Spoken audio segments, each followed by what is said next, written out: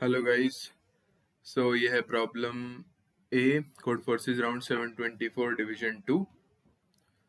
तो स्टार्ट करते हैं इसे। तो इसमें ओमकार एंड बैड स्टोरी नाम है इसका। इसमें हमें एक अरे ए दिया हुआ है एंड डिस्टिंक्ट इंटीजर्स।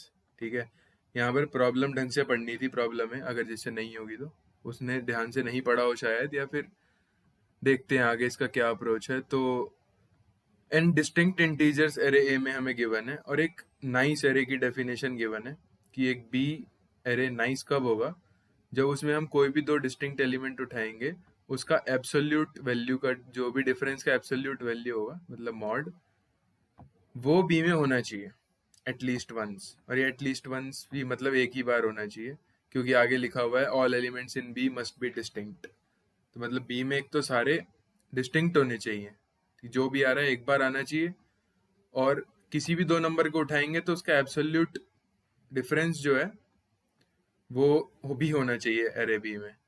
ठीक है, तो हमें बताना है कि भाई हम उस एरे में, ए एरे में कुछ नंबर्स ऐड करके, can you add several may be zero, या तो बिना ऐड करे वो पहले से नाइस होगा, या तो फिर ऐड करके उसे नाइस बनाना है, ऑफ साइज एटमोस्ट 300। यहाँ पर ये बोल्ड करा हुआ है तो इसका कोई मतलब है, यानी कि जो नाइस एरे बनाना है हमें वो एटमोस्ट 300 साइज का हो सकता है, उससे ऊपर का नहीं हो सकता। ठीक है, उसके ऊपर का होगा तो हमारा आंसर पॉसिबल नहीं होगा।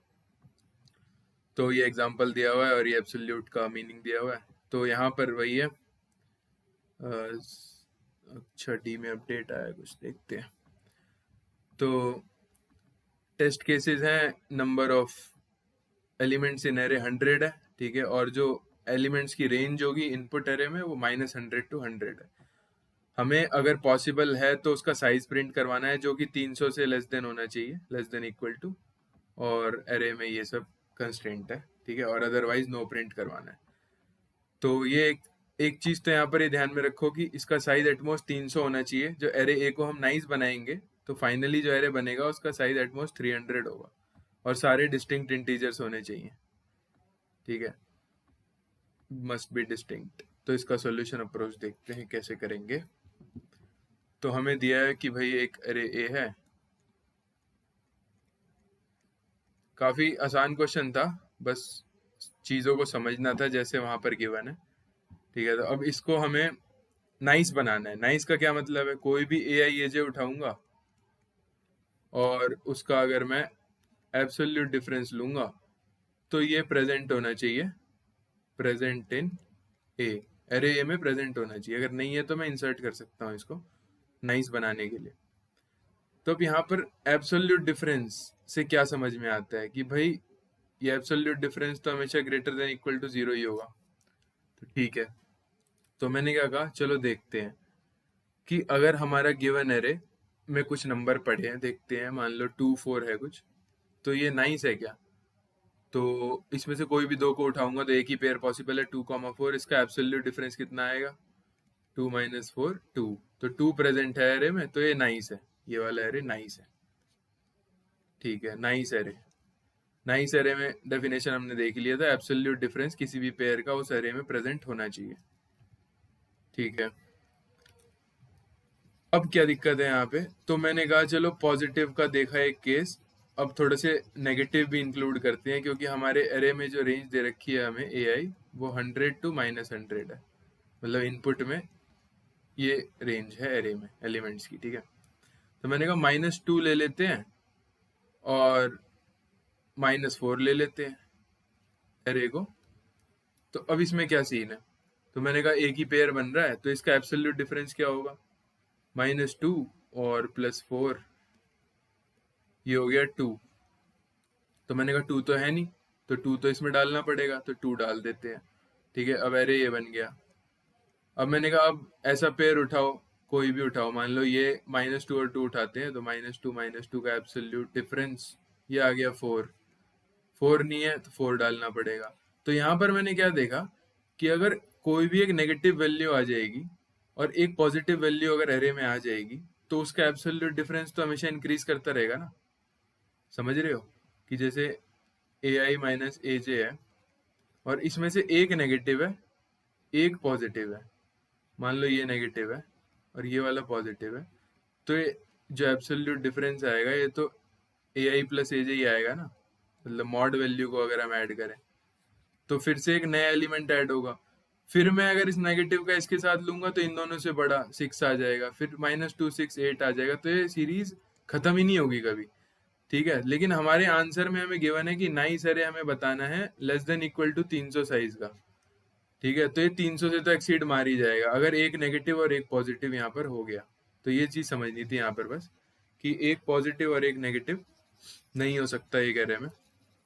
ठीक है, अगर होगा तो वो एब्सोल्यूट डिफरेंस हमेशा बड़ा आता रहेगा और हम नाइस एरे में एलिमेंट्स को पुश करते जाएंगे और वो 300 से ज्यादा उसका साइज हो जाएगा।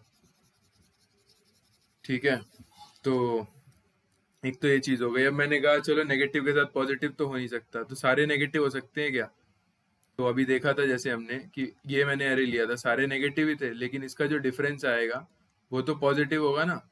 तो वो पॉजिटिव में जब इंक्लूड करूंगा तो वही बात हो जाएगी कि पॉजिटिव और नेगेटिव दो हो गए, फिर ये आपस में नया एलिमेंट इंक्लूड करेंगे, फिर ये आपस में नया करेंगे, तो ऐसे करके सीरीज चलती जाएगी, तो ये हो ही नहीं पाएगा।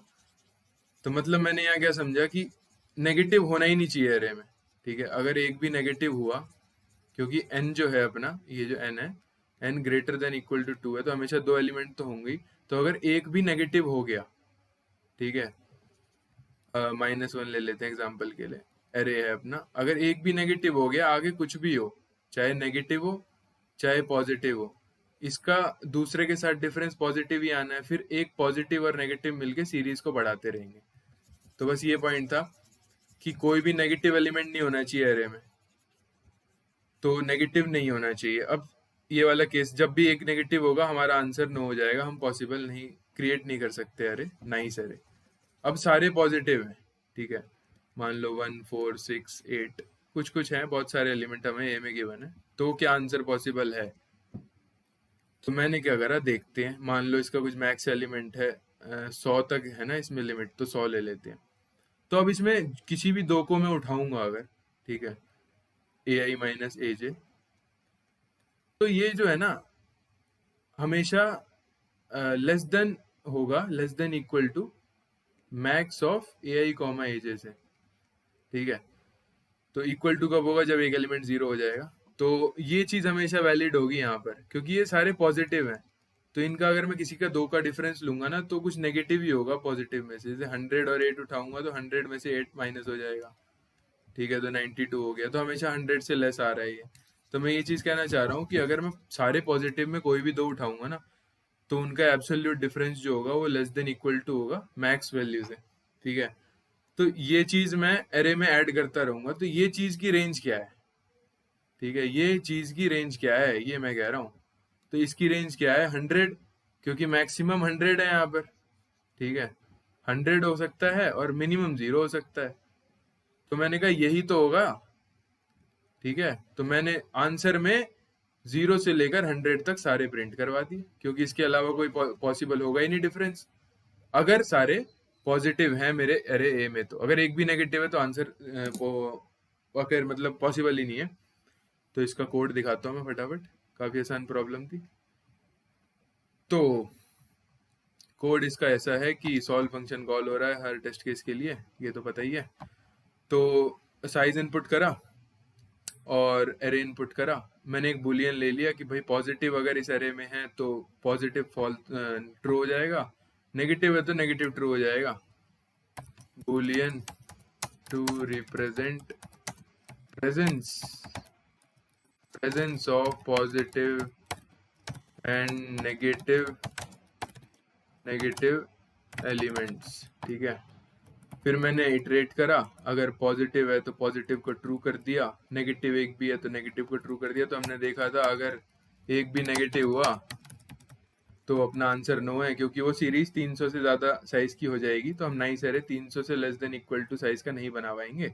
अदरवाइज अगर नेगेटिव नहीं है तो हम आंसर बना ही सकते हैं। हमने देखा जो डिफरेंस है उसकी रेंज जो है 0 to 100 आ रही थी, तो मैंने पूरा एरे प्रिंट करवा दिया सारे केस के लिए। यस, 101 साइज होगा और 0 to 100 सारे एलिमेंट्स प्रिंट करवा दिए, क्योंकि अपने इनपुट में भी मैक्सिमम 100 ही है रेंज ए आई की। तो काफी आसान प्रॉब्लम थी। अगर आपको ये ऑब्जर्वेशन नहीं आई 300 वाली कि नेगेटिव के केस में क्या होगा, तो ही आप नहीं कर पाओगे, वरना तो हो जाता। और एक चीज और है, इसमें ब्रूट फोर्स भी मार सकते थे आप, ठीक है। अब ब्रूट फोर्स में क्या करते कि भाई ये तो मतलब बिल्कुल ही कुछ समझ नहीं आ रहा तो कर सकते थे, लेकिन वैसे हो जाना चाहिए था। तो ब्रूट फोर्स में क्या है कि मैंने क्या करा, एरे इनपुट करा, सॉर्ट करा, और मैंने हर पेयर के लिए डिफरेंस निकाला कि क्योंकि वो कह रहा है हर पेयर का एब्सोल्यूट डिफरेंस जो है वो प्रेजेंट होना चाहिए, तो मैंने सॉर्ट कर दिया। तो डिफरेंस जो आ रहा है वो मैं यहाँ पर चेक कर रहा हूँ कि वो है या नहीं एरे में, ठीक है। अगर वो डिफरेंस एरे में है, यहाँ पर ये चेक हो रहा है if difference is present in अरे, क्योंकि नाइस अरे में डिफरेंस प्रेजेंट होना चाहिए हर पेयर का, तो मैं हर पेयर को जनरेट कर रहा हूँ और फिर उसका डिफरेंस चेक कर रहा हूँ इस इफ स्टेटमेंट से, लोअर बाउंड का यूज करके। देख लेना आप एक बार इम्प्लीमेंटेशन।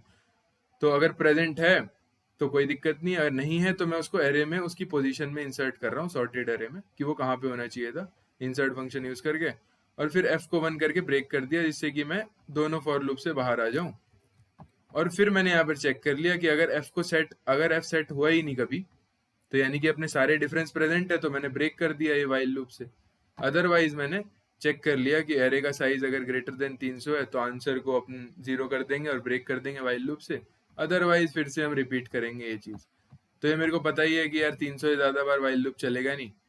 तो अगर 300 से ज्यादा बार चल गया, मतलब 300 से ज्यादा बार में आंसर 0 हो जाएगा, तो नो, अदरवाइज जो अपना आंसर है वो आ जाएगा एरे में सेव होके, ठीक है। तो ब्रूट फोर्स भी मार सकते थे, ये भी एक्सेप्ट हो जाएगा क्योंकि कंस्ट्रेंट्स ऐसे हैं। तो दोनों में से जो भी आपको समझ है देख लेना, ठीक है। थैंक यू फॉर वॉचिंग, मिलते हैं नेक्स्ट प्रॉब्लम के एडिटोरियल में।